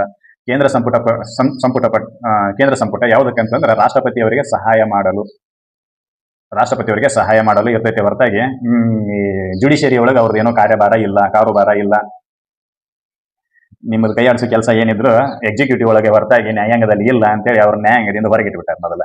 ಅದು ಗೊತ್ತಿರಬೇಕು. ಯಾರ ಅನುಮತಿ ಬೇಕಾಗ್ತೈತಿ ಅಂತ ಕೇಳಿದ್ರೆ ರಾಷ್ಟ್ರಪತಿಗಳ ಅನುಮತಿ ಬೇಕಾಗ್ತೈತಿ. ಯಾಕಂತಂದ್ರೆ ರಾಷ್ಟ್ರದ ಮುಖ್ಯಸ್ಥ ಅವನೇ, ಮನಿ ಹಿರಿಯ ಇವ್, ಮನೆ ಹಿರಿಯ. ನೀ ಏನೇ ಕೆಲಸ ಮಾಡ್ರು ಅವನಿಗೊಂದು ಮಾತು ಹೇಳಬೇಕ, ಅನಿವಾರ್ಯ. ಇಲ್ಲಿ ಅನುಮತಿ ಪಡಿಬೇಕು ಅಂತ ಹೇಳ್ತಾರೆ. You shall get a permission ಅಂತ. ಅನುಮತಿ ಪಡಿಲೇಬೇಕು ಕಂಪಲ್ಸರಿ. ಅವ್ನು ಹೂ ಅಂದಾರ್ದ ನೀ ಏನು ಮಾಡಕ್ ಬರೋದಿಲ್ಲ ಅಂತ ಗೊತ್ತಿರಬೇಕು. ಇದು ಆರ್ಟಿಕಲ್ 127ರಲ್ಲಿ ಪೂರ್ವ ಅನುಮತಿ ಯಾರದು ಬೇಕು ಅಂತ ಕೇಳಿದ್ರೆ ರಾಷ್ಟ್ರಪತಿಗಳದ್ದು ಬೇಕು. ಯಾಕೆ ಅಂತ ಕೇಳಿದ್ರೆ ಹೈಕೋರ್ಟ್ನ ನ್ಯಾಯಾಧೀಶರನ್ನ ಸುಪ್ರೀಂ ಕೋರ್ಟ್ನ ಅಡಾಕ್ ಜಡ್ಜ್ ಆಗಿ ನೇಮಕ ಮಾಡಲು. ಇದು ನಮಗೆ ಗೊತ್ತಿರಬೇಕಾಗಿರ್ತಕ್ಕಂಥ ವಿಷಯ. ನೆಕ್ಸ್ಟ್ ಕ್ವಶನ್ ನೋಡೋಣ. ಸುಪ್ರೀಂ ಕೋರ್ಟ್ನಲ್ಲಿ ಅಡಾಕ್ ನ್ಯಾಯಾಧೀಶರನ್ನ ಯಾವ ಸಂದರ್ಭದಲ್ಲಿ ನೇಮಕ ಮಾಡಲಾಗುತ್ತದೆ? Under what circumstances can ad hoc judges be appointed to the supreme courts? ಯಾವ ಸಮಯದಲ್ಲಿ ಅಂತ ಕೇಳಿದ್ರೆ ಸುಪ್ರೀಂ ಕೋರ್ಟ್ನಲ್ಲಿ ಕಾಯಂ ನ್ಯಾಯಾಧೀಶರ ಸ್ಥಾನಗಳು ಖಾಲಿ ಇದ್ದಾಗ ಮಾತ್ರ. ಇದು ಗೊತ್ತಿರಬೇಕು. ಇದು ಖಾಲಿ ಇತ್ತು ಅಂತಂದ್ರೆ ಕೋರಂನ ಸಮಸ್ಯೆ ಬರ್ತೈತಿ. ಖಾಲಿ ಇರಲಿಲ್ಲ ಅಂತಂದ್ರೆ ಕೋರಂನ ಸಮಸ್ಯೆ ಬರೋದಿಲ್ಲ, ನೆನಪಲ್ಲಿರಲಿ. ಯಾಕಂತಂದ್ರೆ ಎಷ್ಟು ಜನನ ಸೀಟ್ಗಳ ಬಗ್ಗೆ ಎಸ್ಟಾಬ್ಲಿಷ್ಮೆಂಟ್ ಆಗ್ಯಾವ ಪಾರ್ಲಿಮೆಂಟು ಸುಪ್ರೀಂ ಕೋರ್ಟ್ನ ನ್ಯಾಯಾಧೀಶರ ಸಂಖ್ಯೆನ ಎಷ್ಟು ಅಂತೇಳಿ ನಿರ್ಧಾರ ಮಾಡಿತ್ತು. ಈಗ ಸದ್ಯಕ್ಕೆ 34 ಅಂತೇಳಿ ನಿರ್ಧಾರ ಮಾಡ್ಯದ. ಹೌದಾ? ಈ 34 ಜಡ್ಜಸ್ಗಳು ಸುಪ್ರೀಂ ಕೋರ್ಟ್ನಲ್ಲಿ ಇದ್ರು ಅಂತಂದ್ರೆ there is no question about the ಕೋರಂನ ಸಮಸ್ಯೆನೇ ಉದ್ಭವ ಆಗೋದಿಲ್ಲ. ಯಾವಾಗ ಈ 34ರಲ್ಲಿ 32, 30 ಈ ರೀತಿ ಸದಸ್ಯರು ಉಳಿದಿದ್ರು ಅಂತಂದ್ರೆ, ಈ ರೀತಿ ಜಡ್ಜಸ್ ಬಾಕಿ ಉಳಿದಿದ್ರು ಅಂತಂದ್ರೆ ಆವಾಗ ಕೋರಂನ ಸಮಸ್ಯೆ ಬರ್ತೈತಿ. ಆವಾಗ ಸುಪ್ರೀಂ ಕೋರ್ಟ್ನ ಅಧಿವೇಶನ ನಡೆಸಲು ಕೋರಂನ ಕೊರತೆ ಆದಾಗ ಅಂತೇಳಿ ಕ್ವಶನ್ ಅರೈಸ್ ಆಗ್ತೈತಿ. ಇಲ್ಲಿ ಅಡಾಕ್ ಜಡ್ಜಸ್ನ ಯಾವಾಗ ನೇಮಕ ಮಾಡಬೇಕು ಅಂತಂದ್ರೆ ಸುಪ್ರೀಂ ಕೋರ್ಟ್ನಲ್ಲಿ ಕಾಯಂ ನ್ಯಾಯಾಧೀಶರ ಸ್ಥಾನಗಳು ಖಾಲಿ ಇದ್ದಾಗ ಮಾತ್ರ. ಇದು ಗೊತ್ತಿರಬೇಕು. ಸರ್, ಆರ್ಟಿಕಲ್ 127ರಲ್ಲಿ ಫಸ್ಟ್ ಕೋರಂ ಬಗ್ಗೆ ಬರ್ದಾರಲ್ರಿ ಅಂತ ಕೇಳಬಹುದು ನೀವು. ಕೋರಂ ಬಗ್ಗೆ ಬರ್ದಾರೆ. ಕೋರಂನ ಕ್ವಶನ್ ಯಾವಾಗ ರೈಸ್ ಆಗ್ತೈತಿ ಅಂತ ಕೇಳಿದ್ರೆ ಪರ್ಮನೆಂಟ್ ನ್ಯಾಯಾಧೀಶರ ಸಂಖ್ಯೆ ಕಡಿಮೆ ಆದ್ರೆ ಕೋರಂನ ಸಮಸ್ಯೆ ಉದ್ಭವ ಆಗ್ತೈತಿ. ನಾ ಹೇಳೋದು ಅರ್ಥ ಆಗತೈತಿ ಅಂತ ಅನ್ಕೊಂತೀನಿ. ಕೋರಂನ ಸಮಸ್ಯೆ ಯಾವಾಗ ಉದ್ಭವ ಆಗ್ತೈತಿ ಅಂತಂದ್ರೆ ಶಾಶ್ವತ ನ್ಯಾಯಾಧೀಶರ ಸಮಸ್ಯೆ ಬಂದಾಗ. ಈಗ ಫಾರ್ ಎಕ್ಸಾಂಪಲ್ 34ರಲ್ಲಿ ಒಬ್ರು ಯಾರೋ ರಿಟೈರ್ಡ್ ಆಗ್ತಾರೆ. ಈ 34 ಜನರಲ್ಲಿ ಒಬ್ರು ರಿಟೈರ್ಡ್ ಆಗ್ತಾರೆ. ಅವಾಗ ಸಂಖ್ಯೆ 33 ಆಗ್ತೈತಿ. ಆವಾಗ ಕೇಸ್ಗಳನ್ನ ನಡೆಸೋದು ಕಷ್ಟ ಆಗ್ತೈತಿ. ಯಾಕಂತಂದ್ರೆ ಅವ್ರು ಯಾವ್ಯಾವ ಕೇಸ್ನ ಸಿಟ್ಟಿಂಗ್ ನಲ್ಲಿ ಇದ್ರು ಆಯಾ ಕೇಸ್ನಲ್ಲಿ ಆ ಸಂಖ್ಯೆ ಕಡಿಮೆ ಬೀಳ್ತೈತಿ. ಈಗ ಫಾರ್ ಎಕ್ಸಾಂಪಲ್ ಈ 34ರಲ್ಲಿ ರಿಟೈರ್ಮೆಂಟ್ ಆಗಿರ್ತಕ್ಕಂಥ ಒಬ್ಬ ಜಡ್ಜ್ ವಿಭಾಗೀಯ ಪೀಠದಲ್ಲಿ ಇದ್ರು ಅಂತಂದ್ರೆ ಅವಾಗ ವಿಭಾಗೀಯ ಪೀಠ ನಡೆಸಕ್ ಬರೋದಿಲ್ಲ. ಸಾಂವಿಧಾನಿಕ ಬೆಂಚ್ನಲ್ಲಿ ಇದ್ರು ಅಂತಂದ್ರೆ ಸಾಂವಿಧಾನಿಕ ಪೀಠವನ್ನು ನಡೆಸಕ್ ಬರೋದಿಲ್ಲ. ಪೂರ್ಣ ಬೆಂಚ್ನಲ್ಲಿ ಇದ್ರು ಅಂತಂದ್ರೆ ಫುಲ್ ಬೆಂಚ್ನಲ್ಲಿ ಇದ್ರು ಅಂತಂದ್ರೆ ಅವಾಗ ಕೂಡ ಪೀಠವನ್ನು ನಡೆಸಕ್ ಬರೋದಿಲ್ಲ. ಆವಾಗ ಏನಾಕತಿ ಕೋರಂನ ಸಮಸ್ಯೆ ಉದ್ಭವ ಆಕತಿ. ಆವಾಗ ಏನ್ ಮಾಡಬೇಕು? ಅಡಾಕ್ ಜಡ್ಜ್ ಅನ್ನ ನೇಮಕ ಮಾಡ್ಬೇಕಾಗೈತಿ. ಈಗ ಇವ್ರು 34 ಜನ ಫುಲ್ಲ ಇದ್ರು ಅಂತಂದ್ರೆ, ಪೂರ್ಣವಾಗಿ 34 ಜನ ಇದ್ರು ಅಂತಂದ್ರೆ there is no question of the ad hoc judges, there is no question of the quorum at all. ಕೋರಂನ ಸಮಸ್ಯೆನೇ ಬರೋದಿಲ್ಲ. ಹೀಗಾಗಿ ಏನು ಕ್ವಶನ್ ಆನ್ಸರ್ ಅಂತಂದ್ರೆ ಸುಪ್ರೀಂ ಕೋರ್ಟ್ನಲ್ಲಿ ಕಾಯಂ ನ್ಯಾಯಾಧೀಶರ ಸ್ಥಾನಗಳು ಖಾಲಿ ಇದ್ದಾಗ ಮಾತ್ರ ಅಡಾಕ್ ಜಡ್ಜ್ ಅನ್ನ ನೇಮಕ ಮಾಡಬೇಕು. ಸುಪ್ರೀಂ ಕೋರ್ಟ್ನ ಅಧಿವೇಶನ ನಡೆಸಲು ಕೋರಂನ ಕನಿಷ್ಠ ಸದಸ್ಯರ ಸಂಖ್ಯೆ ಕೊರತೆ ಆದಾಗ ಅಂತ ಕೇಳಿದ್ರೆ ಇದಕ್ಕೆ ಬರೋದೇ ಇಲ್ಲ. ಫಸ್ಟ್ ಇದೆ ಆನ್ಸರ್. ಆಮೇಲೆ ವಿಶೇಷ ಪ್ರಕರಣಗಳನ್ನು ವಿಚಾರಿಸಲು ರಾಷ್ಟ್ರಪತಿ ಆದೇಶಿಸಿದಾಗ ಆವಾಗ ಎಷ್ಟರ ಆದೇಶ ಮಾಡಲಿ ಅವರು ರಾಷ್ಟ್ರಪತಿಗಳು ಹಂಗೆ ಮಾಡಕ್ಕೆ ಬರೋದಿಲ್ಲ. ಒಂದ್ ವೇಳೆ ಅವರು ರಾಷ್ಟ್ರಪತಿ ಸಲಹೆ ಅಧಿಕಾರದಲ್ಲಿ ಅವರು ಸಲಹೆಯನ್ನ ಕೇಳಿದಾಗ ಅದನ್ನು ವಿಚಾರಣೆ ಮಾಡಕ ಅಡಾಕ್ ಜಡ್ಜಸ್ ಅನ್ನ ನೇಮಕ ಮಾಡ್ತಾರ ಅಂತ ಕೇಳಿದ್ರೆ ಇಲ್ಲ. ಅವಾಗಲೂ ಕೂಡ ಡೈಲಿ ಪ್ರೊಸೀಜರ್ ಏನಿದೆ ಅದನ್ನೇ ಪ್ರೊಸೀಜರ್ ಅನ್ನ ಫಾಲೋ ಮಾಡ್ತಾರೆ. ಆರ್ಟಿಕಲ್ 141 and 142 ಏನಾಗೈತಿ ಅಂತಂದ್ರೆ ರಾಷ್ಟ್ರಪತಿಯ ಸಲಹೆ ಅಧಿಕಾರದ ಬಗ್ಗೆ ಹೇಳ್ತೈತಿ. ಅವರ ರಾಷ್ಟ್ರಪತಿಯವರು ಯಾವುದೋ ಒಂದು ವಿಷಯವನ್ನ ತೀರ್ಮಾನ ಮಾಡುವಾಗ ಸಾಂವಿಧಾನಿಕ ಕ್ವಶನ್ಗಳು ಅರೈಸ್ ಆದಾಗ ಇದನ್ನು ನೀವು ಈ ಕ್ವಶನ್ಗೆ ಆನ್ಸರ್ ಮಾಡ್ರಿ ಅಂತೇಳಿ ಕೇಳ್ತಾರೆ. ಸುಪ್ರೀಂ ಕೋರ್ಟ್ ನ್ಯಾಯಾಧೀಶರನ್ನ ಕೇಳ್ತಾರೆ. That is an power of the president. ಅಷ್ಟರ ಪವರ್ ಇರ್ತೈತೆ ಅವರಿಗೆ ತರೋದಕ್ಕೆ. ಆವಾಗ ಅದನ್ನ ಡಿಸೈಡ್ ಮಾಡಲು, ಆ ಕ್ವಶನ್ ಅನ್ನ ಡಿಸೈಡ್ ಮಾಡಲು, ಚರ್ಚೆ ಮಾಡಲು ಪೀಠ ರಚನೆ ಆಗ್ತೈತಿ. ಅವಾಗ ಅಂತ ಸಮಯದಲ್ಲಿ ಅಡಾಕ್ ಜಡ್ಜಸ್ ಅನ್ನ ನೇಮಕ ಮಾಡ್ತಾರ ಅಂತ ಕೇಳಿದ್ರೆ ಇಲ್ಲ. ನಿಮ್ಗೆ ಗೊತ್ತಿರಬೇಕು. ಹೈಕೋರ್ಟ್ನ ನ್ಯಾಯಾಧೀಶರು ಸ್ವಯಂ ಪ್ರೇರಿತವಾಗಿ ಸುಪ್ರೀಂ ಕೋರ್ಟ್ಗೆ ವರ್ಗಾವಣೆಗೊಂಡಾಗ, ಸ್ವಯಂ ಪ್ರೇರಿತವಾಗಿ ಸುಪ್ರೀಂ ಕೋರ್ಟ್ಗೆ ವರ್ಗಾವಣೆ ಆಗೋದು ಸಮಸ್ಯೆನೇ ಇಲ್ಲ. ಸ್ವಯಂ ಪ್ರೇರಿತವಾಗಿ ನನ್ನ ಮನಸ್ಸಿಗೆ ಬಂದಾಗ ನಾನು ಹೋಗಿ ಸುಪ್ರೀಂ ಕೋರ್ಟ್ನ ಕೊಡ್ತೀನಿ, ನನ್ನ ಮನಸ್ಸಿಲ್ದಾಗ ನಾನು ಬಂದು ಮತ್ತೆ ಹೈಕೋರ್ಟ್ನ ಕೊಡ್ತೀನಿ ಇಲ್ಲ. ಎಲಿವೇಶನ್ ಆಗಬೇಕಲ್ಲ, ಹೈಕೋರ್ಟ್ನಿಂದ ಅವರು ಪ್ರಮೋಟ್ ಆಗಬೇಕು ಸುಪ್ರೀಂ ಕೋರ್ಟ್ಗೆ. There is an system procedure. ಅದನ್ನ ಫಾಲೋ ಮಾಡಬೇಕು. ಈಗ ನಾನು ಸುಪ್ರೀಂ ಕೋರ್ಟ್ನ ನ್ಯಾಯಾಧೀಶದೀನಿ, ನನಗೆ ಮನಸ್ಸಿಗೆ ಬಂದಾಗ ನಾವು ಹೋಗಿ ಸರಿ, ನಾ ಹೈಕೋರ್ಟ್ನ ನ್ಯಾಯಾಧೀಶನದೀನಿ, ನನ್ನ ಮನಸ್ಸಿಗೆ ಬಂದಾಗ ಹೋಗಿ ನಾ ಸುಪ್ರೀಂ ಕೋರ್ಟ್ನಾಗ ಸಿಟ್ಟಿಂಗ್ನಾಗ ಕೊಡ್ತೀನಿ, ಇಲ್ಲ ಬಂದು ಮನಸ್ಸಿಲ್ಲಾಗ ಬಂದ ನಾನು ಹೈಕೋರ್ಟ್ನಾಗ ಕೊಡ್ತೀನಿ, ಇರಲಿಲ್ಲ ಅಂತ ನಾ ಮನೆಗೆ ಹೋಗ್ತೀನಿ. ಇದೇನು ಇಲ್ಲ. There is an systematic procedure. Every one shall be follow that. ಎಲ್ಲರೂ ಅದನ್ನು ಫಾಲೋ ಮಾಡಲೇಬೇಕು. ಅದು ಕಡ್ಡಾಯವೂ ಕೂಡ ಹೌದು. ಅದು ನಮಗೆ ಗೊತ್ತಿರಬೇಕು. ನ್ಯಾಯಾಂಗ ವ್ಯವಸ್ಥೆ ಇರೋದೇ ಈ ಪ್ರೊಸೀಜರ್ ಮೇಲೆ, ಡಿಸಿಪ್ಲಿನ್ ಮೇಲೆ. ಇಲ್ಲ ಅಂತಂದ್ರೆ ಅದು ಎಲ್ಲ ಡಿಪಾರ್ಟ್ಮೆಂಟ್ಗಳಿಗೆ ಈಗಾಗಲೇ ಡಿವೈಡ್ ಹೋಗಿತ್ತು. ಈ ಡಿಸಿಪ್ಲಿನ್ ಅನ್ನ ಮೇಂಟೈನ್ ಮಾಡಿರೋ ಕಾರಣಕ್ಕಾಗಿ ಅದು ತನ್ನ ಅಸ್ತಿತ್ವವನ್ನು ಉಳಿಸ್ಕೊಂಡೈತಿ. ಎಲ್ಲಾ ಭಾರತೀಯ ಜನರು ಕೂಡ ವಿಶ್ವಾಸ ಬಿಡುವ ಏಕೈಕ ಡಿಪಾರ್ಟ್ಮೆಂಟ್ ಅಂತ ಈಗ ಅದು ಅನಿಸ್ಕೊಂಡೈತೆ. ಇರ್ಲಿಲ್ಲ ಅಂತಂದ್ರೆ ಇಲ್ಲ ಮಾರ್ತಾ ಬಿಡೋದು. That is an different thing. ಇನ್ನೊಂದು 2 ಕ್ವಶನ್ ಅದಾವೆ, ಒಂದೆರಡು ನೋಡೋಣ. ಹೌದಾ, ನೋಡೋಣ. ಸುಪ್ರೀಂ ಕೋರ್ಟ್ನಲ್ಲಿ ತಾತ್ಕಾಲಿಕ ನ್ಯಾಯಾಧೀಶರನ್ನು ನೇಮಕ ಮಾಡುವ ಅಧಿಕಾರ ಯಾರಿಗಿದೆ? Who has the authority to appoint ad hoc judges in the supreme Court of India? ಯಾರಿಗೈತಿ? ಭಾರತದ ರಾಷ್ಟ್ರಪತಿಗಳಿಗೆ ಐತಿ ಅಂತ ಕೇಳಿದ್ರೆ ಆರ್ಟಿಕಲ್ 124 ಅಡಿಯಲ್ಲಿ ಭಾರತಕ್ಕೆ ಸುಪ್ರೀಂ ಕೋರ್ಟ್ನ ನ್ಯಾಯಾಧೀಶರನ್ನ ನೇಮಕ ಮಾಡುವ ಅಧಿಕಾರ ಪ್ರೆಸಿಡೆಂಟ್ಗಿದೆ. ಯಾವಾಗ ಆರ್ಟಿಕಲ್ 127 ಅಡಾಕ್ ಜಡ್ಜಸ್ಗಳ ಬಗ್ಗೆ ಮಾತಾಡ್ತೈತೋ ಆವಾಗ ಅಧಿಕಾರ ಸಿಕ್ತಾಗ್ತೈತಿ. ಯಾರಿಗೆ ಬರ್ತೈತಿ ಅಂತಂದ್ರೆ ಸುಪ್ರೀಂ ಕೋರ್ಟ್ನ ಮುಖ್ಯ ನ್ಯಾಯಮೂರ್ತಿಗಳಿಗೆ ಬರ್ತೈತಿ. ಯಾಕಂತಂದ್ರೆ ಸುಪ್ರೀಂ ಕೋರ್ಟ್ನ ಕಾರ್ಯಕಲಾಪಗಳ ಬಗ್ಗೆ ಮೇಲು ಉಸ್ತುವಾರಿಯನ್ನು ವಹಿಸುವ ವ್ಯಕ್ತಿ ಯಾರಪ್ಪ ಅಂತಂದ್ರೆ ಸುಪ್ರೀಂ ಕೋರ್ಟ್ನ ಮುಖ್ಯ ನ್ಯಾಯಾಧೀಶರು. ಯಾವ ಬೆಂಚು ಯಾವಾಗ ಕಾನ್ಸ್ಟಿಟ್ಯೂಟ್ ಆಗಬೇಕು, ಯಾವ ಬೆಂಚ್ನಲ್ಲಿ ಎಷ್ಟು ಜನ ಇರಬೇಕು, ಯಾವ ವಿಷಯ ಯಾವ ಬೆಂಚಿನ ಮುಂದೆ ಬರಬೇಕು ಅನ್ನೋದನ್ನ ಡಿಸೈಡ್ ಮಾಡೋದೇ ಸುಪ್ರೀಂ ಕೋರ್ಟ್ನ ಮುಖ್ಯ ನ್ಯಾಯಮೂರ್ತಿ. ಹೌದಾ? ಹಿಂಗಿದ್ದಾಗ ಅಡಾಕ್ ಜಡ್ಜಸ್ ತಾತ್ಕಾಲಿಕವಾಗಿ ಕೋರಮ್ ಅನ್ನ ಫುಲ್ಫಿಲ್ ಮಾಡುವ ಸಲುವಾಗಿ ಅಡಾಕ್ ಜಡ್ಜಸ್ ಅನ್ನ ನೇಮಕ ಮಾಡುವ ಅಧಿಕಾರ ಇರೋದು ಕೂಡ ಸುಪ್ರೀಂ ಕೋರ್ಟ್ನ ಮುಖ್ಯ ನ್ಯಾಯಮೂರ್ತಿಗೆ. ಇಲ್ಲಿ ರಾಷ್ಟ್ರಪತಿಗಳ ಕೆಲಸ ಇಲ್ಲ. ರಾಷ್ಟ್ರಪತಿಗಳ ಕೆಲಸ ಆರ್ಟಿಕಲ್ 124 ಅಡಿಯಲ್ಲಿ ಮಾತ್ರ. ಆರ್ಟಿಕಲ್ 127 ಬಂತು ಅಂತಂದ್ರೆ ಅವ್ರ ಕೆಲಸ ಇಲ್ಲ. ಪ್ರಧಾನಮಂತ್ರಿಗಳನ್ನ ಕೇಳಿದ್ರೆ ಇವರು ಇದಕ್ಕೂ ಅದಕ್ಕೂ ಸಂಬಂಧನೇ ಇಲ್ಲ. ಎಕ್ಸಿಕ್ಯೂಟಿವ್ ಮತ್ತು ಜುಡಿಷರಿಗೂ ಆಗಿ ಬರೋದೇ ಇಲ್ಲ, ಅದನ್ನ ಸಂಬಂಧನೇ ಇಲ್ಲ. ಇನ್ನು ಕೇಂದ್ರ ಕಾನೂನು ಸಚಿವರನ್ನ ಕೇಳಿದ್ರೆ ಇಲ್ಲ. ಆನ್ಸರ್ ಯಾವುದು? ಭಾರತದ ರಾಷ್ಟ್ರಪತಿಗಳು ಅಂತ ಕೇಳಿದ್ರೆ ಅಲ್ಲ. ಯಾರಪ್ಪ ಅಂತಂದ್ರೆ ಸುಪ್ರೀಂ ಕೋರ್ಟ್ನ ಮುಖ್ಯ ನ್ಯಾಯಾಧೀಶರು ಅಡಾಕ್ ಜಡ್ಜಸ್ ಅನ್ನ ನೇಮಕ ಮಾಡುವ ಅಧಿಕಾರವನ್ನ ಹೊಂದಿರ್ತಾರೆ. ಇದಲ್ಲ. ಆರ್ಟಿಕಲ್ 124 ಅಡಿಯಲ್ಲಿ ಸುಪ್ರೀಂ ಕೋರ್ಟ್ನ ನ್ಯಾಯಾಧೀಶರನ್ನ ಯಾರು ನೇಮಕ ಮಾಡ್ತಾರೆ ಅಂತ ಕೇಳಿದ್ರೆ ರಾಷ್ಟ್ರಪತಿಗಳು. ಸುಪ್ರೀಂ ಕೋರ್ಟ್ಗೆ ತಾತ್ಕಾಲಿಕ ಅಂತೇಳಿ ವರ್ಡ್ ಬರೋದ್ರು ಅಂತಂದ್ರೆ ದೇರ್ ಇಸ್ ಅನ್ ವರ್ಡ್ ತಾತ್ಕಾಲಿಕ ಆರ್ ಅಡ್ ಹಾಕ್. ಈ ವರ್ಡ್ ಬರೋದ್ರು ಅಂತಂದ್ರೆ ಜವಾಬ್ದಾರಿ ಮುಖ್ಯ ನ್ಯಾಯಮೂರ್ತಿಗಳ ಮೇಲೆ ಬಂದ್ಬಿಡ್ತೈತಿ. ಆವಾಗ ಮುಖ್ಯ ನ್ಯಾಯಮೂರ್ತಿಗಳೇ ನೇಮಕ ಮಾಡ್ಬೇಕಾಗೈತಿ. If it is required. ಅದರ ಅವಶ್ಯಕತೆ ಇಲ್ಲ ಅಂತಂದ್ರೆ ಮಾಡುವಂಗಿಲ್ಲ, ಅವಶ್ಯಕತೆ ಇತ್ತ ಮಾಡ್ಬೇಕು. That's all. ಯಾವ ವ್ಯಕ್ತಿಯನ್ನ ಮಾಡಬೇಕು ಅಂತ ಕೇಳಿದ್ರೆ ಹೈಕೋರ್ಟ್ನ ನ್ಯಾಯಾಧೀಶರಾಗಿರ್ತಕ್ಕಂಥ ವ್ಯಕ್ತಿಯನ್ನ ಮಾಡಬೇಕು. ಆತ ಸುಪ್ರೀಂ ಕೋರ್ಟ್ನ ನ್ಯಾಯಾಧೀಶನಾಗುವ ಅರ್ಹತೆಯನ್ನ ಹೊಂದಿರಬೇಕು.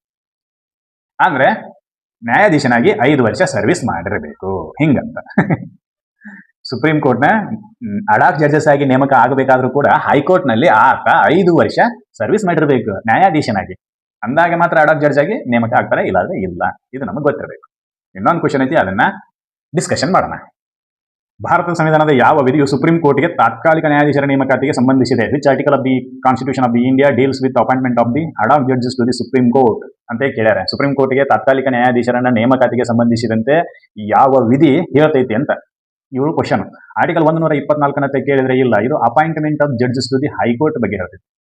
ಸಾರಿ, Supreme Court. Appointment of the judges to the supreme Court. Supreme Court ಇಲ್ಲಿ ಶಾಶ್ವತ ನ್ಯಾಯಾಧೀಶರ ಬಗ್ಗೆ ಮಾತಾಡ್ತೈತಿ. Article 124. There is a difference between article 127 and 124. Article 124 ಏನ್ ಮಾಡ್ತೈತಿ ಅಂದ್ರೆ ಶಾಶ್ವತ ನ್ಯಾಯಾಧೀಶರ ಬಗ್ಗೆ ಮಾತಾಡ್ತೈತಿ. ಇನ್ನು ಆರ್ಟಿಕಲ್ 125 ಪೇಮೆಂಟ್ ಬಗ್ಗೆ ಮಾತಾಡ್ತೈತಿ. ಅವರಿಗೆ ಪೇಮೆಂಟ್ ಹೆಂಗ್ ಕೊಡಬೇಕು ಅಂತ. ಆರ್ಟಿಕಲ್ 126 ಏನ್ ಹೇಳ್ತೈತಿ ಅಂದ್ರೆ ಆಕ್ಟಿಂಗ್ ಚೀಫ್ ಜಸ್ಟಿಸ್ ಬಗ್ಗೆ ಹೇಳ್ತೈತಿ. ಆಕ್ಟಿಂಗ್ ಚೀಫ್ ಜಸ್ಟಿಸ್ ಬಗ್ಗೆ, ಮುಖ್ಯ ನ್ಯಾಯಮೂರ್ತಿಯಂತೆ ಕೆಲಸ ಮಾಡುವ ವ್ಯಕ್ತಿಯ ಬಗ್ಗೆ ಹೇಳ್ತೈತಿ. ಆಕ್ಟಿಂಗ್ ಚೀಫ್ ಜಸ್ಟಿಸ್ ಬಗ್ಗೆ. ಉಳಿದಿರೋದು ಆರ್ಟಿಕಲ್ 127. ಇದು ಸರಿಯಾದ ಉತ್ತರ. ಅಡಾಕ್ ಜಡ್ಜಸ್ಗಳ ಬಗ್ಗೆ ಸಂಬಂಧಿಸಿದಂತೆ, ಅಡಾಕ್ ಜಡ್ಜಸ್ಗಳ ನೇಮಕಕ್ಕೆ ಸಂಬಂಧಿಸಿದಂತೆ ಆನ್ಸರ್ ಮಾಡೋದು ಯಾವಪ್ಪ ಅಂತಂದ್ರೆ ಸಂವಿಧಾನದ ವಿಧಿ 127. ಇದು ನಮಗೆ ಗೊತ್ತಿರಬೇಕಾಗಿರ್ತಕ್ಕಂಥ ಮಾಹಿತಿ. ಇದಿಷ್ಟು ಮಾಹಿತಿ ಆರ್ಟಿಕಲ್ 127 ಬಗ್ಗೆ. ಈ ಮಾಹಿತಿ ನಿಮ್ಗೆ ಎಲ್ಲರಿಗೂ ಇಷ್ಟ ಆಗಿದೆ ಅಂತ ಅನ್ಕೊತೀನಿ. ಇಷ್ಟ ಆಗಿದ್ರೆ ಈ ಮಾಹಿತಿಯನ್ನ ಎಲ್ಲರಿಗೂ ಶೇರ್ ಮಾಡ್ರಿ, ನಮ್ಮ ಚಾನಲ್ ಅನ್ನ ಸಬ್ಸ್ಕ್ರೈಬ್ ಮಾಡ್ರಿ, ಲೈಕ್ ಕಮೆಂಟ್ ಮಾಡ್ರಿ. ಮುಂದಿನ ವಿಡಿಯೋದಲ್ಲಿ ಆರ್ಟಿಕಲ್ 128 ಬಗ್ಗೆ ಡಿಸ್ಕಷನ್ ಮಾಡೋಣ. ಏನು ರಿಟೈರ್ಡ್ ಜಡ್ಜಸ್ ಅನ್ನ ಸುಪ್ರೀಂ ಕೋರ್ಟ್ಗೆ ನೇಮಕ ಮಾಡಕ್ ಬರ್ತೈತೋ ಏನು ಇಲ್ಲೋ, ಯಾವ ರಿಟೈರ್ಡ್ ಜಡ್ಜ್ ಅನ್ನ ಸುಪ್ರೀಂ ಕೋರ್ಟ್ಗೆ ನೇಮಕ ಮಾಡಬಹುದು, ಇಫ್ ಒಂದು ವೇಳೆ ರಿಟೈರ್ಡ್ ಜಡ್ಜಸ್ ನ ನೇಮಕ ಮಾಡಕ್ ಬರ್ತಿತ್ತು ಅಂತಂದ್ರೆ ಅದರ ಬಗ್ಗೆ ಮುಂದಿನ ವಿಡಿಯೋದಲ್ಲಿ ಡಿಸ್ಕಷನ್ ಮಾಡೋಣ. ಅಲ್ಲಿವರೆಗೂ ಸರಿಯಾಗಿ ಓದ್ರಿ. ಏನೇನು ಎಕ್ಸಾಮ್ಗಳು ಕನ್ಫರ್ಮ್ ಆಗುವ ಸುಗ್ಗಿ ಬಂದೈತಿ. ಈ ಸುಗ್ಗಿ ಒಳಗೆ ನೀವೆಷ್ಟು ಸುಗ್ಗಿ ಮಾಡ್ಕೋತೀರಿ ಅನ್ನೋದ್ರ ಬಗ್ಗೆ ನಿಮ್ಮ ಅಪಾಯಿಂಟ್ಮೆಂಟು ನಿಂತಿರ್ತೈತಿ. ಹೌದಾ? ನೇಮಕಾತಿ ನಿಂತಿರ್ತೈತಿ. ಈಗ ಜಡ್ಜಸ್ಗಳ ನೇಮಕಾತಿ ಐತೆ, ನಿಮ್ಮದು ನೇಮಕಾತಿ ಅದು ನೀವೆಷ್ಟು ವಿಷಯವನ್ನ ಸರಿಯಾಗಿ ಅರ್ಥ ಮಾಡ್ಕೊಂಡಿರಿ, ಅನಲೈಸ್ ಮಾಡ್ತೀರಿ ಅನ್ನೋದ್ರ ಬಗ್ಗೆ ನಿಂತಿರ್ತೈತಿ. ಸರಿ ಓದ್ರಿ. ಆರಾಮಾಗಿರ್ರಿ, ಆರಾಮಾಗಿ ಊಟ ಮಾಡ್ರಿ. ಆರೋಗ್ಯ ಬಹಳ ಇಂಪಾರ್ಟೆಂಟು, ಅದನ್ನ ಮೊದಲು ಕಾಯ್ಕೋರಿ. ಆರೋಗ್ಯವೇ ಭಾಗ್ಯ ಅಂತ ಹೇಳಿರೋದು ಅದರ ಸಲುವಾಗಿನೇ. VA PC ಇವೆಲ್ಲವೂ ಈಗಾಗಲೇ ಕಾಲ್ಫಾರ್ಮ್ ಆಗಿದಾವ. ಮೋರ್ ಆರ್ ಲೆಸ್ ಇನ್ನೊಂದು ವೀಕ್ನಲ್ಲಿ KS ಮತ್ತು ESI PSI ಕಾಲ್ಫಾರ್ಮ್ ಆಗೋ ಚಾನ್ಸಸ್ ಜಾಸ್ತಿ ಇದೆ. ಅದು ಕಾಲ್ಫಾರ್ಮ್ ಆಗ್ತೈತಿ ಅಂತೇಳಿ ಕಾಲ್ಫಾರ್ಮ್ ಆದ ನಂತರ ನಾವು ಓದ್ತೀನಿ ಅಲ್ಲಿವರೆಗೂ ಓದುದಿಲ್ಲ ಅಂತೇಳಿ ಏನಾದ್ರು ಡಿಸೈಡ್ ಮಾಡಿದ್ರಿ ಅಂತಂದ್ರೆ ನಾವೇನು ಹೇಳಕ್ ಬರೋದಿಲ್ಲ. ಇನ್ನು ಇಲ್ರಿ ಸರ್ ಅದು ಕಾಲ್ಫಾರ್ಮ್ ಯಾವಾಗ ಯಾಕಾಗಲಿ ನಾನು ಅದಕ್ಕೆ ರೆಡಿ ಆಗವದೀನಿ ಅಂತೇಳಿ ನೀವು ಅನ್ಕೊಂಡಿದ್ರಿ ಅಂತಂದ್ರೆ ನೀವು ಇಲ್ಲಿ ತನಕ ಬುಕ್ ನೋಡಿರ್ಲಿಲ್ಲ ಅಂದ್ರೆ ಇವತ್ತಿನ ಹಿಡಿದಾರ ನೋಡಕ್ ಸ್ಟಾರ್ಟ್ ಮಾಡಿ. ನಿಮ್ಮನ್ನ ಅದು ದಂಡಿಗೆ ಹಸ್ತೈತಿ. ಇರ್ಲಿಲ್ಲ ಅಂತಂದ್ರೆ ಅದು ಅಗಸರ ನಾಯಿ ಹಳನೂ ಕಾಯ್ಲಿಲ್ಲ ಮಣಿನೂ ಕಾಯ್ಲಿಲ್ಲ ಅಂತ ಹಂಗಾಕೈತಿ. ಮನಿ ಬಿಟ್ಟು ಇಲ್ಲಿ ಓದಕ್ ಬರೋದ, ಅಪಾಯಿಂಟ್ಮೆಂಟ್ ಇಲ್ಲ ಏನೋ ನೋಟಿಫಿಕೇಶನ್ ಆಗ್ಲಿ ಅಂತೇಳಿ ಸುಮ್ಮನೆ ತಿರ್ಗಾಡೋದ. ಆತರ ನೀವು ತಿರುಗಾಡುವ ಆ ಸಮಯದೊಳಗೆ ಇನ್ನೊಬ್ಬ ಯಾವ ನಿಮ್ಮ ಒಂದು ಸ್ಥಾನವನ್ನ ಕಸಿದುಕೊಳ್ಳಲು ಹಗಲ ರಾತ್ರಿ ಕಷ್ಟಪಡ್ತಿರ್ತಾನೆ. ಮತ್ತೆ ಕಷ್ಟಪಟ್ಟವ್ರಿಗೆ ಭಾಗ್ಯ ತೆಗಿತೈತಿ. ಅದು ಬೇರೆ ವಿಚಾರ. ಇರ್ಲಿ, ಈಗಂದ್ರು ಓದ್ರಿ, ಚೆನ್ನಾಗಿ ಓದ್ರಿ, ಆರಾಮಾಗಿರ್ರಿ. ಮುಂದಿನ ವಿಡಿಯೋದಲ್ಲಿ ಆರ್ಟಿಕಲ್ 128 ಬಗ್ಗೆ ಡಿಸ್ಕಷನ್ ಮಾಡೋಣ. ಆದಷ್ಟು ಬೇಗ ಈ ಕಾನ್ಸ್ಟಿಟ್ಯೂಷನ್ ಅನ್ನು ಮುಗಿಸುವ ವ್ಯವಸ್ಥೆಯನ್ನು ಮಾಡೋಣ. ಧನ್ಯವಾದಗಳು. ಜೈ ಹಿಂದ್.